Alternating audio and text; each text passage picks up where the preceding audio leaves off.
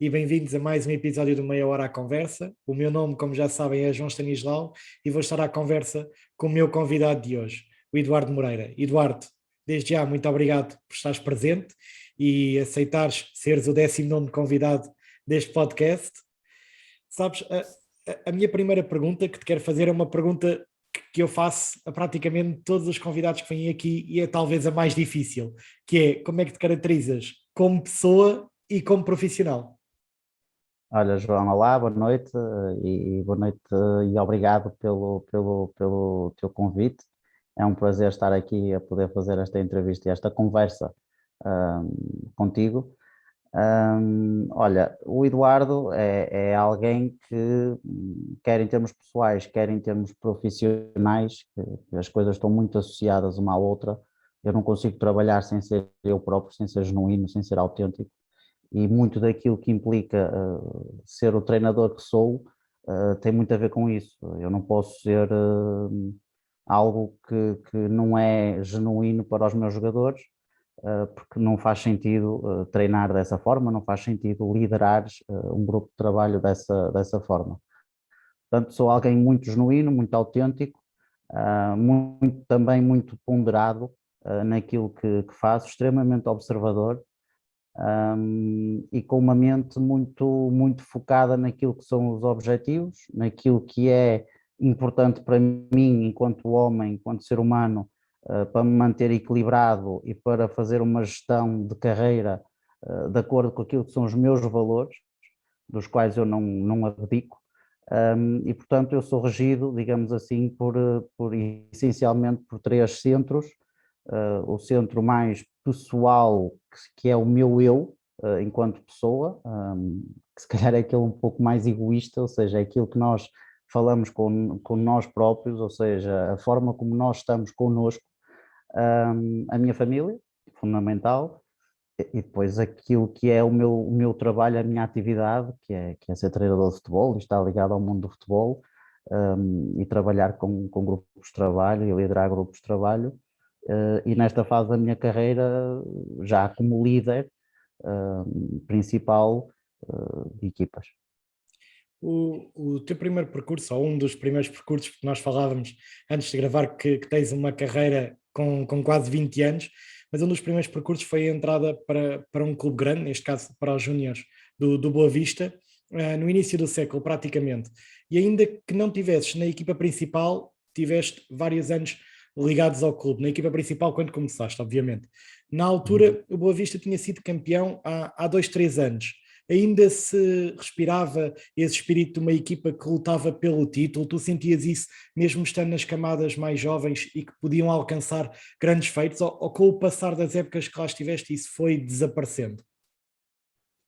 Sim, eu claramente, quando me surgiu essa oportunidade, é daquelas oportunidades, e nesse aspecto fui um afortunado logo de início, e muito cedo, muito jovem, muito novo, por ir para um clube grande, como tu disseste, e bem, porque o Boa Vista foi, é e será sempre um clube grande. Foi a casa que me viu nascer para o futebol, foi a casa onde eu comecei a dar os primeiros passos, tive sensivelmente 5 épocas no clube, treinei todos os escalões de formação do clube e culminei nos séniores na altura na Liga Vitalis.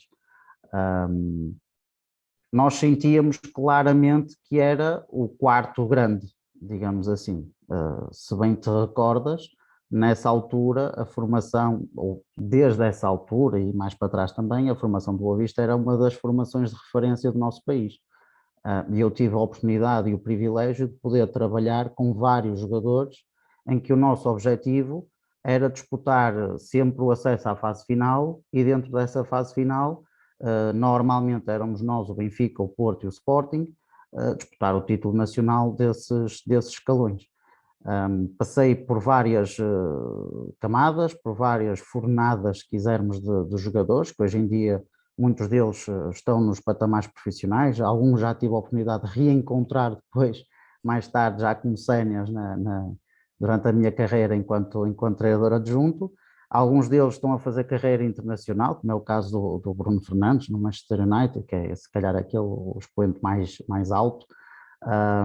ou mais visto, digamos assim, em que foi uma escola de aprendizagem, quer como homem, quer como treinador, porque, como te disse, eu entrei lá muito cedo, comecei muito cedo, com 16, 17 anos. Portanto, eu formei-me muito também como homem naqueles corredores, naqueles bastidores, naqueles balneários, a aprender com aqueles treinadores por quem eu tenho um respeito tremendo, que são apelidados, ou eram apelidados na altura como aqueles treinadores da velha guarda, digamos assim, mas por quem eu tenho um respeito tremendo, e foram eles que me ensinaram muito daquilo que é a forma de estar no futebol. E foi ali que eu dei os primeiros passos. Nós éramos respeitados, nós éramos olhados com algum respeito, algum não, bastante respeito. Batíamos o pé ao Benfica, ao Sporting e ao Porto. Defrontei também várias gerações destas três equipas que te falei, de vários jogadores, o Rui Patrício, o Adriano Silva, o Carriço, apanhei vários no Sporting. E, portanto, eu depois também, ao longo dos anos, fruto daquilo que é público, fui sentindo esse decréscimo, ano após ano, esse decréscimo de respeito para com o clube, esse afastamento de muitas pessoas do clube, afastamento também, a perda de capacidade do próprio clube em conseguir manter aqueles que eram jogadores, nós tínhamos plantéis com vários internacionais em vários escalões. E portanto fui sentindo esse distanciamento. Aliás, a minha última época no Boa Vista culmina precisamente com a última época do Boa Vista nos campeonatos profissionais na altura na Liga Vitalis, na segunda Liga. Pronto, e a partir daí eu tomei a decisão de sair por vários motivos. E entrei depois num contexto diferente, que era o contexto de Salgueiros, que também cresceu muito na sua formação. Também ainda treinei alguns jogadores que hoje em dia também andam em campeonatos profissionais e no estrangeiro também. Mas pronto, mas sim, senti esse trajeto descendente do Boa Vista. Senti o Boa Vistão quando entrei e depois fui sentindo esse decréscimo ao longo dos anos. Sem querer entrar pela parte burocrática, mas tu foste treinador de Jaime Pacheco quando se dá a descida do Boa Vista pela Secretaria. Qual é que foi o sentimento, já que estavas de perto dos jogadores da equipa, porque na verdade vocês fizeram aquilo que era suposto para ficarem e depois acabaram por descer e veio-se uns anos mais tarde a descobrir que foi injusto. Portanto... Sim. Eu nessa altura, o Jaime Pacheco não era o treinador do Boa Vista no último ano do Boa Vista nos campeonatos profissionais. E no ano em que o Boa Vista é treinado pelo Jaime Pacheco, eu não tinha assim uma grande ligação com os séniores. Tínhamos alguns jogadores dos júniores aí treinar regularmente com os séniores, havia esse diálogo e essa proximidade, que também era muito nutrida dentro do clube. E obviamente que também sentimos, nós, formação na altura, também sentimos esse avalo, nomeadamente pelos jogadores que teriam essa porta, poderiam dar esse passo para um patamar diferente e viram-se privados depois dessa possibilidade. Felizmente, na altura em que eu vou aos séniores do Boa Vista, em paralelo também havia a taça intercalar, a Liga Intercalar, e era aqui um género de Liga Revelação que nós temos atualmente, e era aqui um espaço em que os jogadores mais jovens também poderiam aparecer, e havia, como eu te disse, havia muitos jogadores com muita qualidade na formação do Boa Vista e que depois foram alimentando várias outras equipas e ainda hoje alimentam. Eu sei que o Boa Vista não é por descer de divisão que deixa de ser um clube grande, obviamente. No entanto, para quem começa uma carreira em ascendente num clube de Primeira Liga que tinha acabado de ser campeão, eu pergunto porque é que decidiste ficar mais uma época quando o clube desceu de divisão? Olha, eu nessa altura como eu te digo anteriormente, eu tinha 16, 17 anos, portanto fui crescendo muito até em termos individuais de projeção de carreira, de pensar na minha carreira, pensar naquilo que seria o melhor para mim, ao longo dos anos, não foi uma coisa que foi instantânea, ou seja, para mim era um privilégio e uma honra representar aquele emblema nas condições em que estávamos e em que estaríamos, e depois, muito também pelo espírito de missão que me é característico, tenho alguma dificuldade, confesso, em abandonar projetos e abandonar pessoas que fazem parte dos projetos, assim a meio por dificuldades externas, por dificuldades que não têm a ver diretamente com as pessoas que lá estão. Isso sempre me fez alguma confusão e, portanto, também aí foi criado esse espírito de compromisso, esse espírito de poder ser mais um a fazer parte da solução, de poder mais um tentar resolver as coisas. Eu era muito jovem, morava ainda com os meus pais, estudava na faculdade, portanto não sentia os abalos, digamos assim, tão diretamente como algumas pessoas infelizmente sentiram, e por isso decidi continuar e decidi fazer o meu caminho até chegar ao final da escada, digamos assim, não é? Até chegar a fazer o percurso todo, desde os mais pequenininhos até aos séniores, até aos profissionais. Felizmente ainda fui a tempo de aproveitar e poder ter o privilégio de estar no Boa Vista enquanto profissional, e pronto, e depois fechou-se um ciclo, esgotou-se, digamos assim, as possibilidades de estadia. Para mim também individualmente foi um ciclo que se encerrou, já tinha feito o meu caminho, já tinha feito o meu percurso lá, e decidi tomar essa decisão ponderada e rumar a outros clubes, a outros desafios na minha carreira. Tu depois segue-se o Aroca até chegares ao Avintes. Porquê essa mudança para uma divisão inferior? Sim, eu depois de sair do Boa Vista ainda faço 2 anos de Salgueiros, na formação, em que encontrei um paradigma de futebol de formação completamente diferente do Boa Vista. Em termos de formação, com o professor José Manuel, muito bem estruturado, muito bem, as coisas muito bem feitas, tudo muito bem estruturado, muito bem coordenado, e eu aí cresci muito também enquanto treinador. Uma vez mais, em 2 anos fiz o tal percurso que quis fazer e que fazia sentido para mim, que foi ir desde os mais pequenininhos até ao futebol sénior, até aos séniores do Salgueiros, que na altura era o Salgueiros 08, com uma massa adepta fantástica, um clube também de referência no Norte, uma coisa absolutamente extraordinária, um clube por quem também tenho muito carinho.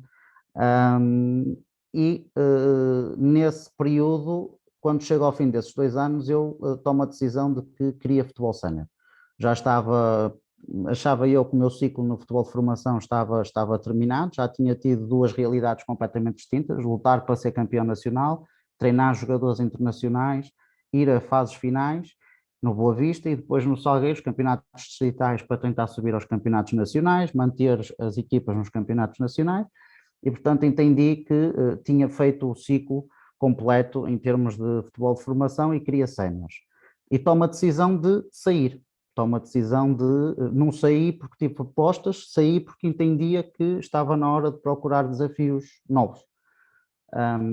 Essa saída não correu exatamente como eu queria, ou seja, não foi no dia a seguir que o telefone tocou para eu poder ir trabalhar. Eu tive que ir trabalhar fora do futebol para conseguir alimentar o meu sonho, para conseguir alimentar este objetivo de carreira, e felizmente pelas mãos do Mister Henrique Nunes surgiu a possibilidade então de poder ingressar no Futebol Clube Arouca, onde fiz 2 épocas, uma com o Mister Henrique Nunes, outra com o grande mestre e grande senhor do futebol, Vítor Oliveira, e aí deu-se um crescimento exponencial, ou seja, foi algo que me fez evoluir tremendamente dentro do campo, fora do campo.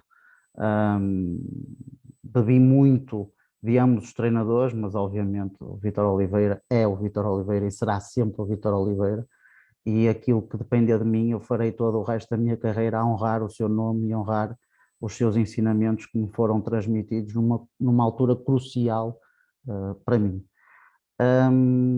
O que é certo é que no final dessa época o clube estava já num processo de remodelação tremendo, porque eram as primeiras 2 épocas do clube na segunda liga, portanto era necessário uma série de coisas que era necessário investir, quer no plantel, quer em infraestruturas, quer em condições, quer uma série de situações, e eu percebi que, não por vontade do técnica, do Vítor, mas sim por necessidade, que havia prioridades muito maiores.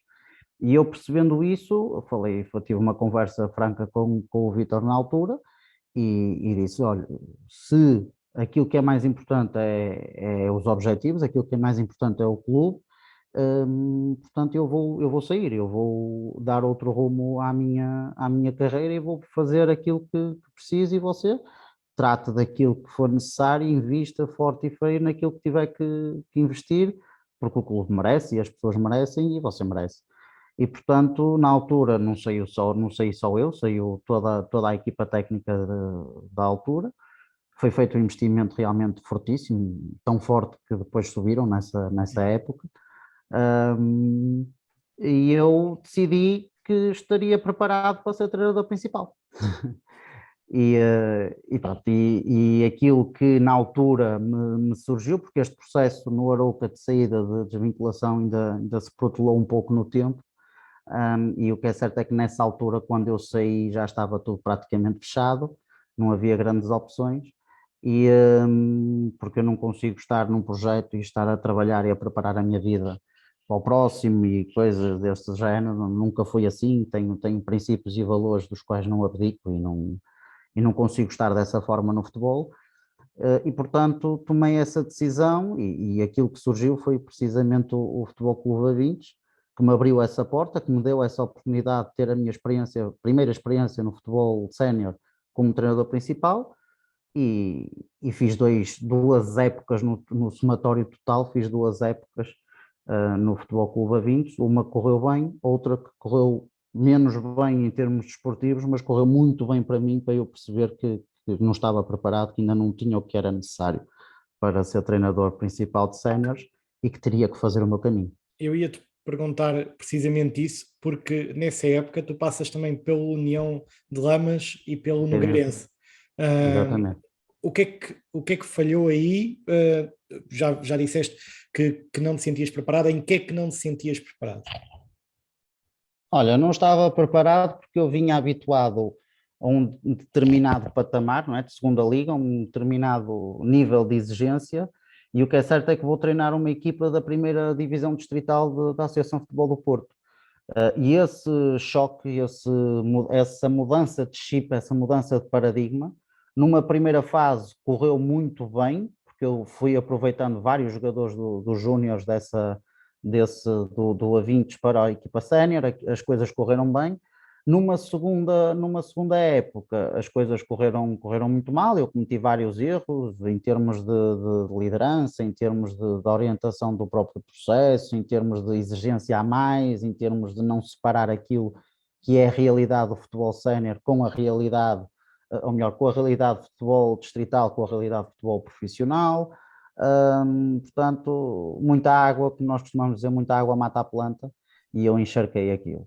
E, portanto, isso serviu para eu realmente perceber que não estava preparado ainda para ser treinador principal, precisava de aprender mais, precisava de evoluir e de crescer mais, e é aí que eu tomo a decisão definitiva de voltar outra vez a ser treinador adjunto e ir até à Primeira Liga. E só então dar esse passo. Portanto, meti isso na minha cabeça, foi esse o foco e o objetivo que eu tracei, e portanto, os restantes anos passei por diversos clubes, como tu mencionaste, depois o Nogueirense, com o Fernando Gomes na divisão de honra, tive no Valadares na divisão da elite, tive no União de Lamas na divisão da elite de futebol, da Associação de Futebol de Aveiro.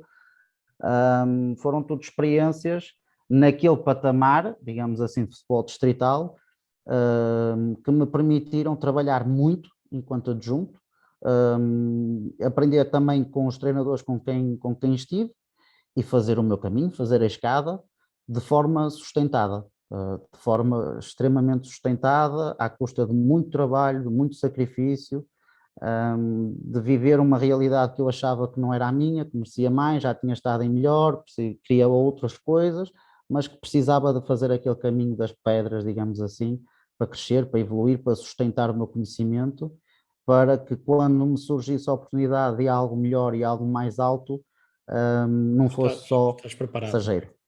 Exatamente, fazer aquilo que fiz no fundo, foi agarrar as oportunidades, viver as oportunidades e mais uma vez sustentar a minha credibilidade, o meu conhecimento, o meu crescimento. E nessa fase já todos os treinadores com quem eu trabalhava sabiam que o meu objetivo a longo prazo seria ser treinador principal. Eu estava a fazer um caminho, estava a fazer um processo, teriam tudo de mim enquanto estivéssemos juntos, mas que, como tu depois podes ver, o meu percurso a partir daí foi feito quase época num clube, outra época noutro, outra época noutro, outra época noutro, e sempre a tentar numa trajetória ascendente para atingir o meu objetivo derradeiro enquanto treinador adjunto, que era estar na Primeira Liga. Agora deixa-me perguntar-te, porque uma coisa que eu achei engraçado foi que na época 2016-2017 tu vais treinar o Fiens Sport Clube, mas para o feminino. Sim, Porquê essa exatamente. decisão e já agora quais são as diferenças entre treinar homens e treinar mulheres? Sim, olha, essa decisão deveu-se fundamentalmente por causa da necessidade de fazer o estágio do terceiro nível UFA de treinador. Um, Como tu sabes ou terás conhecimento, nós somos obrigados a fazer o estágio num patamar de futebol nacional. Portanto, eu não tinha a possibilidade de ir para uma segunda liga, não tinha a possibilidade de ir para o Campeonato Nacional de Séniores, na altura, não queria voltar outra vez para a formação, para o Campeonato Nacional, e então, como nós tínhamos 3 anos para fazer isso, eu já tinha queimado, entre aspas, nesse aspecto, 2 épocas, porque precisava trabalhar e queria continuar a treinar, surgiu essa possibilidade do Fiens, ou seja, contactei o presidente da altura, que tinha sido meu coordenador de formação no Boa Vista, e no fundo disse-lhe, expliquei-lhe a situação e pedi-lhe ajuda, digamos assim, para me ajudar nesse sentido. E eu começo no futebol feminino como adjunto da Mara Vieira, e depois, entretanto, a Mara Vieira sai e eu acabo por ficar com o projeto de futebol feminino, e passado um mês, mais ou menos, de ter iniciado como principal, surge-me a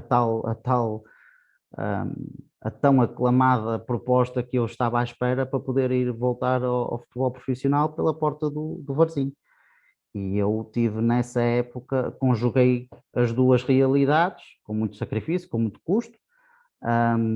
Não me foi possível depois, durante essa época, fazer a transferência de estágio, ou seja, poder estar exclusivamente e fazer o estágio no Varzim, e portanto tive que conjugar essas duas realidades. Portanto, eu de manhã treinava futebol profissional sénior segunda liga, no Varzim, e à noite ia treinar as meninas no Fiens.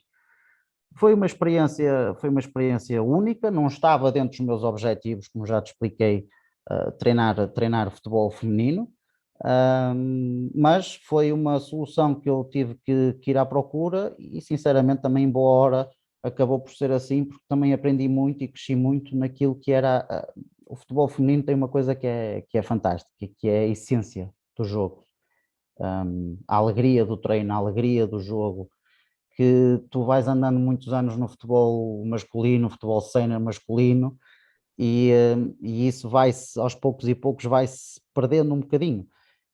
E aquela energia à noite, depois de um dia de trabalho, que aquelas meninas e mulheres tinham pelo treino, era algo que a mim era quase como um tónico ao final do dia, depois de estar no contexto de pressão e de alto rendimento, como é a segunda liga e os campeonatos profissionais.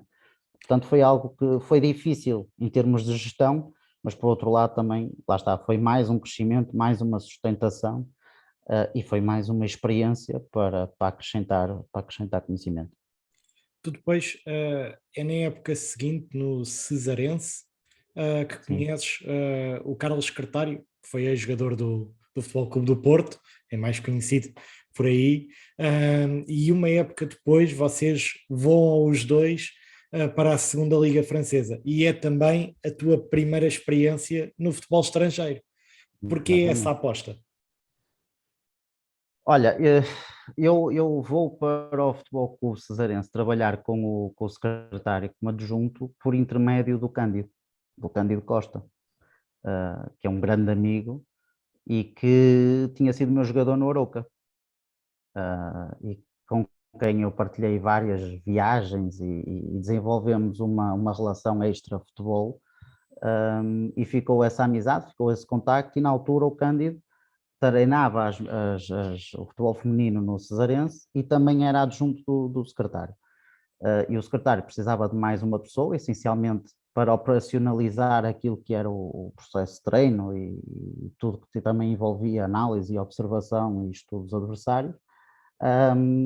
E o Cândido telefonou-me, lembrou-se de mim e assim foi. E as coisas começaram, nós fizemos realmente uma época extraordinária até à saída no Cesarense. Depois, no ano seguinte, surge essa possibilidade ao secretário, ele que já tinha estado em França, ou seja, ele tinha marcado e as pessoas conheciam-no em França,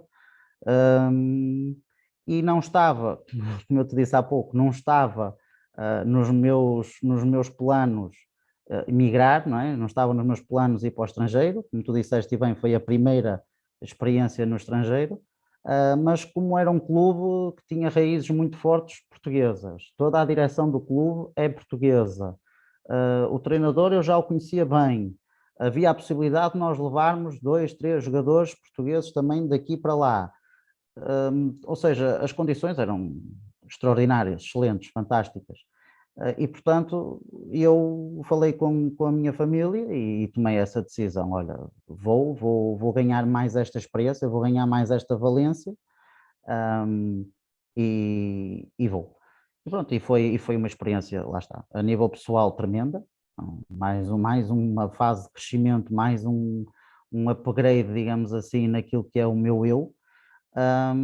E em termos desportivos foi perfeito, melhor era impossível. Batemos todos os recordes que havia para bater no clube, maior número de gols marcados num só jogo, maior série de vitórias, maior série sem derrotas, menos golos sofridos, ou seja, fomos campeões se bem me recordo, a 5, 6 jornadas do fim, subimos divisão, portanto foi uma passagem absolutamente extraordinária no clube. Mas por motivos pessoais e familiares, no final dessa época eu tive que tomar uma decisão que me custou bastante, mas tive que tomar uma decisão de voltar a Portugal. E aí sim, quando voltei a Portugal vinha com os olhos claramente postos na Primeira Liga, porque sentia que o meu caminho também como adjunto já estava a terminar. Eu já estava muito por dentro daquilo que era a operacionalização dos processos, da definição do modelo de jogo, de liderar o próprio balneário, de fazer vários tipos de trabalho, e sentia-me cada vez mais preparado para que isso fosse uma realidade.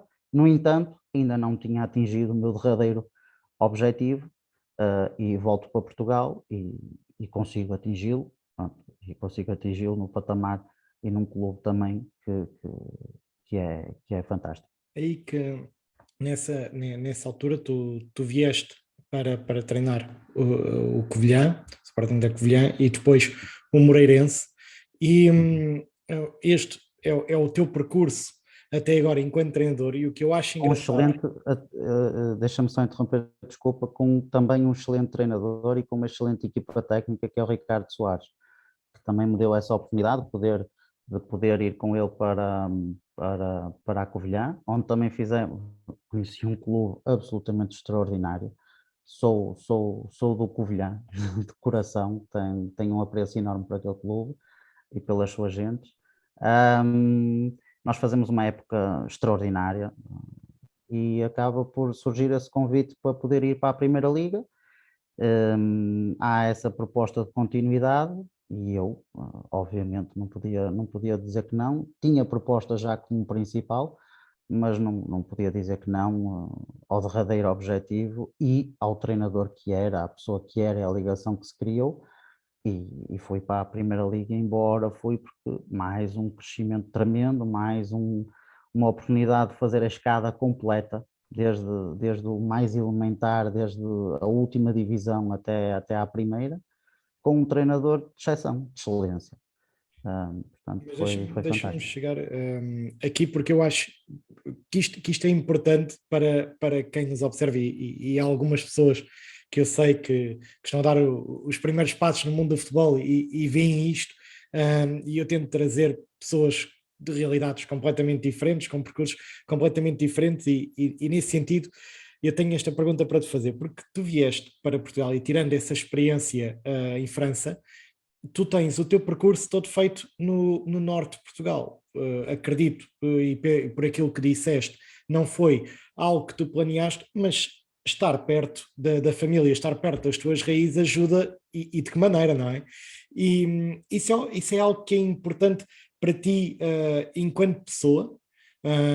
Achas que és mais forte enquanto profissional se depois tiveres o apoio da família, para celebrares em casa as tuas vitórias, e para te apoiares também nas tuas derrotas, ou isso na vida de um treinador não pode existir, e um treinador é de todo o lado? Olha, eu sou um treinador de todo mundo. Portanto, eu se nunca treinei nessa altura, no meu trajeto como treinador adjunto, se nunca treinei fora da Zona Norte, foi porque nunca houve possibilidades reais disso poder acontecer, porque senão teria acontecido. Ahm, Obviamente que a família é um pilar fundamental e obviamente que com as minhas mulheres por perto eu sou muito mais forte. É assim comigo e é assim com todos. Agora, nós ao longo da nossa carreira trabalhamos e preparamos-nos para que estes momentos, e esse até foi um dos fatores que me fez ir nessa altura para o estrangeiro, para eu conhecer essa realidade, para eu viver essa realidade, para eu perceber essa realidade e arranjar em mim estratégias e ferramentas para poder lidar com isso de uma forma que a minha personalidade enquanto treinador, a minha forma de liderar, a minha forma de estar não fosse afetada por isso. E nada melhor do que poder ter essa experiência enquanto adjunto. Portanto, todo o meu trajeto como adjunto foi uma recolha constante de preparação, nós muitas vezes pensamos, mas nunca foi treinador principal ou não tem. Eu costumo dizer, o meu trajeto como treinador adjunto foi sempre para me preparar para ser treinador principal. Tudo aquilo que eu tenho definido enquanto modelo de jogo, tudo aquilo que eu tenho definido enquanto pessoas e agentes à volta do futebol, da minha confiança, tudo aquilo que é a minha equipa técnica, tudo isso foi preparado e definido enquanto fiz o meu percurso como treinador adjunto, precisamente para que quando chegasse o momento eu estivesse preparado, estou preparado. Portanto, e essa parte da família, essa parte de poder viver, digamos assim, com as malas prontas e arrancar, que é essa a nossa vida, também fez parte dessa preparação ao longo do percurso. Ou seja, eu nunca andei como treinador adjunto sem pensar no que vem a seguir, sem projetar a minha carreira, sem pensar no passo que queria dar, nas coisas que queria fazer, no que é que me precisava de procurar, no que é que precisava de extrair dos meus treinadores com quem estava a aprender, o que é que eu poderia tirar dali que fizesse sentido para mim, para no dia em que eu fosse poder ter essas ferramentas. Portanto, foi tudo planeado, tudo pensado, tudo ponderado, obviamente com dificuldades pelo meio, numa primeira fase com pouco reconhecimento, eu digo isto muito aos treinadores com quem trabalho e nas formações que dou e nos cursos de treinadores, muitas das vezes eu tenho que deitar paredes abaixo, muros abaixo, a predispor-me a tirar do meu tempo e a tirar da minha família só para estar à porta na hora X, no local Y, para conseguir estar com aquela pessoa, para conseguir entregar em mão, olhos nos olhos, aquilo que são as minhas informações, aquilo que é o meu currículo. O meu percurso foi feito assim, foi feito a morder a língua e vamos, e tem que ser, e eu quero isto, e vamos fazer, e o que é que eu preciso fazer? Sempre com valores, sempre com Claro. princípios e sempre com respeito.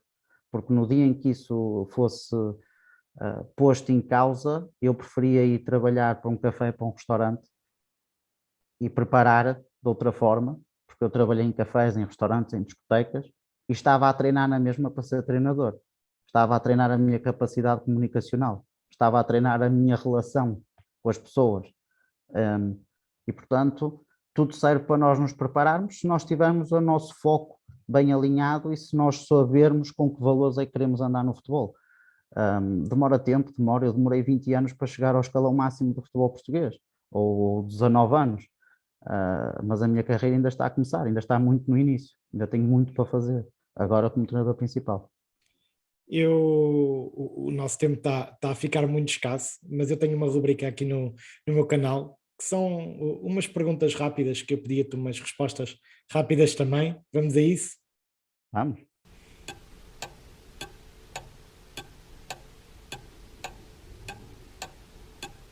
Vamos? Tu já disseste que treinaste o Bruno Fernandes. Eu tinha aqui essa pergunta para ti: se tu pudesses voltar a treinar um jogador teu, escolhias o Bruno Fernandes? Sim, eventualmente, sim. Atenção que eu tive a oportunidade de treinar grandes jogadores, ainda alguns numa fase muito prematura, outros já consolidados, mas tive grandes jogadores, não te vou estar aqui a enumerar também para não ser injusto, mas vários jogadores com nome, com estatuto, e outros que se tornaram grandes homens e grandes jogadores. Portanto, seria sempre injusto ou ingrato estar-te a nomear um. Mas sim, o exemplo do Bruno é algo que é fantástico, porque na fase em que eu apanhei, muito sinceramente, nada diria que ele poderia atingir um patamar destes e mais alto ainda pode ir. Portanto, sim, o Bruno seria outro jogador que eu gostaria de ter o privilégio, ele que aguente mais um bocadinho, que eu hei de lá chegar e havemos nos cruzar novamente. Tu lidaste com vários treinadores que são conhecidos por terem personalidades fortes. Quem foi o treinador com que tu lidaste que tem mais mal feitio? Mais mal feitio, opa, isto, quando perdemos temos todos mal feitio e não é fácil gerir, nós falamos muitas vezes gerir o balneário dos jogadores na derrota e etc, mas olha que gerir um balneário de equipa técnica nas derrotas também não é fácil, e essa é uma das competências do líder, é uma das competências do treinador. Aliás, o Vítor Oliveira dizia muitas vezes que quando tu perdes mais vale ser cão. E portanto não é fácil, não é fácil. E quanto mais alto tu chegas, a pressão é tremenda. Mas lá está, quando há confiança, quando há respeito, tu tens que saber ouvir também, tens que perceber quando é que a pessoa está a esvaziar o balão. E muitas das vezes, quando tu tens alguém a esvaziar o balão e metes lá a mão para impedir que o ar saia, ainda é duas vezes pior. Portanto, também como treinador adjunto aprendi isso e é isso que eu transmito também à minha equipa técnica enquanto líder hoje, esses ensinamentos, essas gestões que é preciso fazer, por exemplo, ao intervalo, eu tive treinadores, não quero estar aqui a dizer os nomes, mas tive treinadores ao intervalo e eu dou isso nas formações dos treinadores também, que o papel do treinador adjunto aí vê-se muito da essência do treinador adjunto, que é ao intervalo do jogo. Aquele momento ao intervalo do jogo. Porque tu trazes muita informação, tu tens muita informação para passar, mas tens que olhar sempre para o teu líder. E tens que lhe dar tempo. E tens que lhes transmitir aquilo em muito pouco tempo, frases-chave, pontos-chave que sejam realmente úteis. E tens que apresentar soluções. Ora, isto é tremendamente difícil, exige não só conhecimento, mas exige experiência. E esses momentos são difíceis, porque tu nem sempre acertas, não é? Nem sempre acertas e depois levas com o caminhão, portanto não é fácil. Por isso diria-te que esses momentos, praticamente com todos os treinadores com quem trabalhei, esses momentos é aí que se calhar às vezes o mau feitio vem ao de cima, mas tens que gerir sempre a inteligência emocional, manter-te calmo nas situações mais adversas, ajuda sempre. e funcionares quase um espelho ao contrário do treinador enquanto adjunto, e é isso que eu transmito aos meus adjuntos. Se eu estou nervoso, tens de estar calmo. Se eu estou calmo, tu tens de estar nervoso. Ou seja, andar sempre neste água e fogo constante para poder manter as coisas equilibradas, porque a pior coisa que pode acontecer é teres um treinador a arder, o adjunto a arder, o preparador físico a arder, o treinador de guarda-redes a tudo a arder. Isso é a pior coisa que pode acontecer, ou então estão todos a dormir. Isso também é grave. Portanto, esta gestão de equilíbrios emocionais é fundamental, sobretudo no alto rendimento. Eduardo, infelizmente nós não temos tempo para mais. Muito obrigado pela tua participação, serás sempre bem-vindo. Se Obrigado. tu que estás desse lado do ecrã, gostaste deste episódio do podcast, deixa o teu like, subscreve o canal e na próxima segunda-feira às 21 horas é mais um novo episódio. Até lá.